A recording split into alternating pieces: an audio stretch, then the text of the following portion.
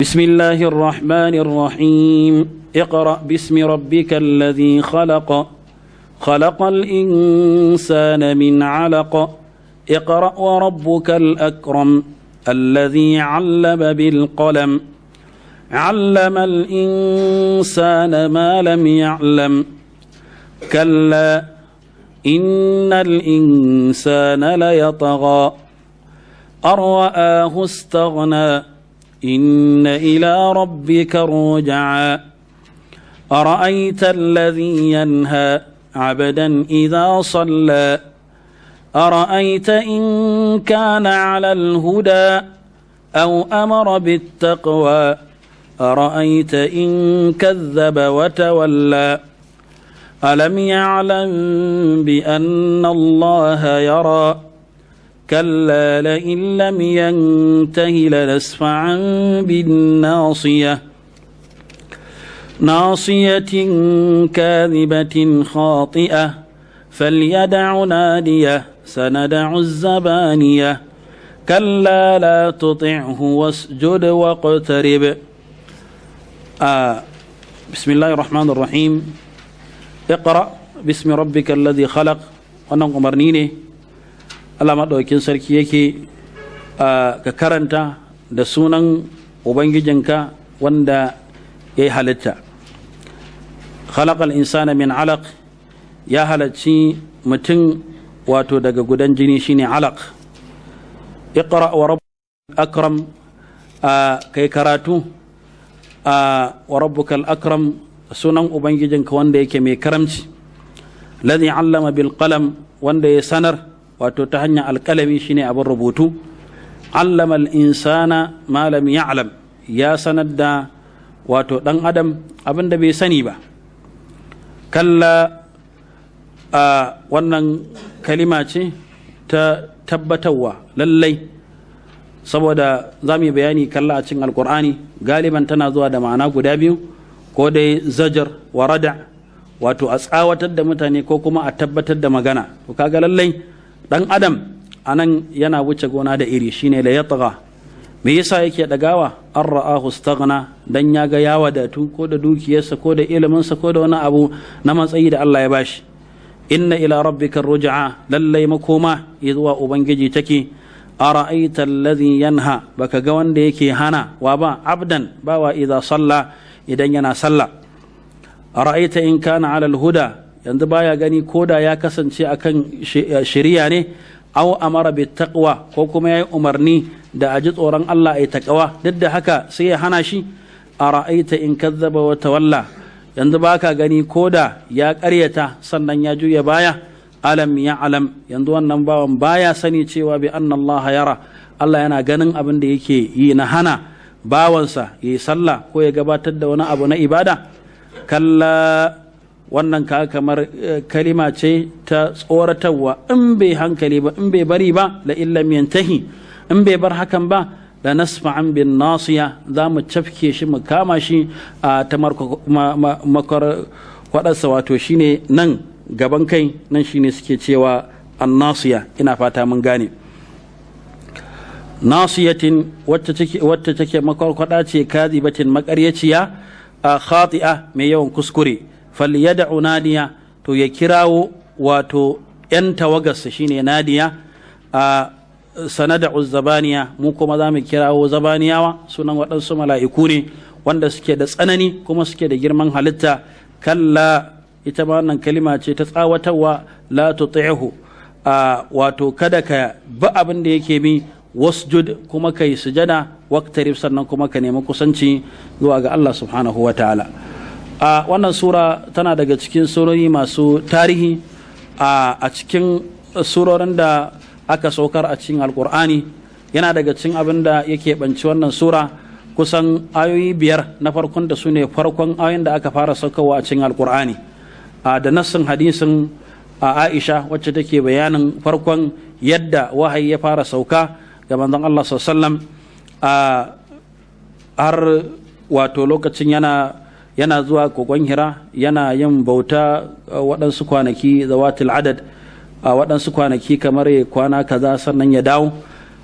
to har sai da alhaq faja'ahu alhaq, gaskiya ta zo mai, wato shine wahayi a cikin wannan kogo na Hira. Malaika Jibril ya zo mai ya rike shi har ya matse shi har sai da manzo Allah sallallahu alaihi wasallam ya dan wahala, sannan ya ƙara ya tambaye shi ya ce iqra, ya karatu ya ce ma'ana bi qari, har haka ta maimaitu sau uku. Karshe ya ce mai iqra bismi rabbikal ladhi khalaq khalaqal insana min 'alaq iqra wa rabbukal akram alladhi 'allama bil qalam 'allama al insana ma lam ya'lam. To wannan kusan zamu ce su ne farkon ayoyi da suka fara sauka a cikin alqur'ani. Duk da yake waɗansu daga cikinmu suna kuskure, idan aka ce musu waɗannan ayoyi ne suka sauka da farko a ƙur'ani, sai a ce ai suratul alaq, wanda wannan kuskure ne. Dole sai ka takaice ka ce alhamsul ayat min suratul alaq, wato ayoyi na farko daga cikin suratul alaq su ne suka fara sauka a cikin alƙur'ani. To kusan za mu ce hadisin da ya nuni akan haka hadisi ne ce cikin sahihaini, wanda hadisi ne ingantacce, kuma yana nuna mas'ala mai mahimmanci daga cikin mas'alolin ulumul Qur'an, shine awwal ma nazala min al-Qur'an. Allah madaukakin sarki ya mana ishara a cikin wannan ayi cewa duk abin da zamu mu fara da sunan Allah madaukakin sarki, ya ce iqra bismi rabbikal ladhi khalaqa. Kuma kun ga an ce khalaqa an bashi a buɗe saboda li ya'umma kullal khalq, kaga ya gama kowace irin halitta, komai da komai Allah madaukakin sarki ne ya halicce shi. Sannan daga baya aka zo aka ce khalaqal insan, wanda ana nufin nan jinsin dan adam kenan da Allah madaukakin sarki ya halitta. Kaga kowane ɗaiɗaiku na mutane, duk inda ka samu mutum an kawo al ɗin nan, to Allah madaukakin sarki shine ya halicce shi. Tunda mun san ka'ida shahararriya da malamai na tafsiri da kuma malamai na usulul fiqh suke fada, duk lafazi idan lafzul jins ne irin wannan aka sa mai al-alif wal lam, ko kuma idan sifa ce ita ma aka sa mata alif wal lam, to tastaghriqu jami' al-lafz, duk abin da ya kama da wannan kaga tana hadewa da shi gaba daya. Wannan ma Allah madaukakin sarki ya ce mana min alaq, an halacce shi ne daga gudan jini. Wannan alaq din zamu ga mafi yawan uslubin alqur'ani yana zuwa ne da alaqa, amma ɗansu daga cikin malaman tafsiri sun ce an kauce wa lafazin ma nutfa, ba ce nutfa ba ko alaka, la'allahu li munasabati ru'usil ay, dan da ayin su kasance daidai da juna. An ce iqra bismi rabbikal ladhi khalaq khalaqal insana min alaq, dan ya kasance yadda aka ce khalaq shi ma an zo an ce alaq. To sannan akwai lafazin al-insan, wanda za ku ga waɗansu daga cikin malamai suna saɓani kan shin Adam alaihi salatu wassalam ake nufi, ko kuma annabi sallam ake nufi, ko kuma am li jami'in nas, wanda abin da ya fi kenan za mu ce kowa da kowa, tunda ta'ayini a zo a ce ga wanda ake nufi a nan, za ka ga babu wani dalili a kan shi. Kuma waɗannan ayi kusan kamar yadda na gaya mana suna da daga cikin ayan da suke nuna mana cewa Allah maɗaukakin sarki ya fito da al'umma gaba ɗaya daga cikin wani duhu da take ciki da. Allah maɗaukakin sarki ya kawo mata haske na addini. To shi yasa za mu ga ko lokacin da manzo Allah sallam zai karbi wannan hasken, sai da manzo Allah sallam ya wahala a lokacin da za a sauka mai da wannan wahayi. To kuma haka duk wahayin da aka yi ta biyowa a baya ana ta sauka mai, haka manzo Allah sallam yayi ta haduwa da irin waɗannan wahalhalu ga sunan daban-daban, har Allah maɗaukakin sarki ya iso da wannan saƙon na addini gaba ɗaya zuwa gare mu. Iqra wa rabbukal akram, Allah maɗaukakin sarki an siffanta shi da alkaram, shine girma ko kuma yalwar kyauta da yake wa mutane, wanda yana daga cikin yalwar kyautar da ya mana shine wannan saƙo da aka kawo mana na alƙur'ani mai girma, wanda ya sanar da mutum abin da shi ɗan adam gaba ɗaya a cikin rayuwarsa kusan bai sani ba tun fil asal.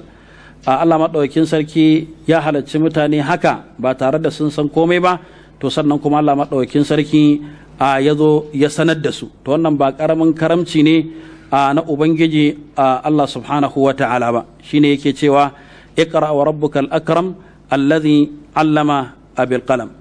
To sai maga kuma shi dan adam duk irin wannan baiwa da Allah subhanahu wa ta'ala ya mai ta karamci na cewa ya ilmantar da shi ya mai kaza ya mai kaza, amma wannan ilimin da ya bashi da wannan ɗaukakar da ya bashi ɗan adam bai yadda ba, sai da ya zo kuma yana ɗagawa kan abin da ya san Allah maɗaukakin sarki ne sababin samun shi da wannan abu. Shi yasa Allah ya ce kalla innal insana la yatgha an ra'ahu istaghna, wanda a matsayinka na wanda baka da komai, baka da wani abu, Allah maɗaukakin sarki ya zo ya ma, to kamata yi a ce ka yi godiya kan ni'imar da Allah ya ma, ba kuma ka butulci wa Allah subhanahu wa ta'ala ba.